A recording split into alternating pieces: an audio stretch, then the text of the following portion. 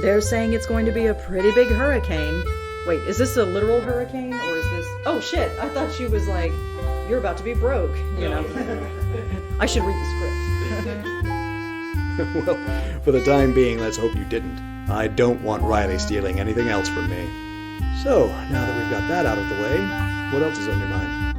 Gentlemen, I'm sorry to have to tell you this, but the Havana rum-running trade is currently under new management.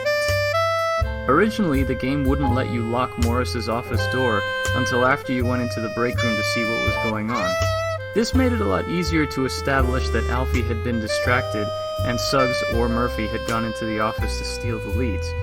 But several people asked why they weren't allowed to lock the door, and I figured they had a point.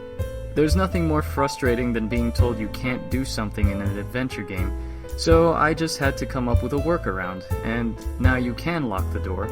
But the idea is that if you do lock the door, Murphy or Suggs picks your pocket just as you're going into the break room and then gives you back the key afterwards. But the problem with this became when to tell the player, because if the player saw a close-up of the hand going in the pocket, as I considered doing, then they would know that the key had been stolen before Alfie did, which presented the problem of the player having information that the character didn't, and therefore would make them want to go back outside or just not being too aware. So I made it a little bit more subtle if the player locks the door beforehand. I'm Alfred Banks. You must be Fatty. Fine. Tell Fatty I'll get him his money.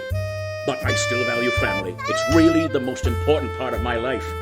Have you got any pertinent information on the Coral Gables development? Good morning, Mr. Banks.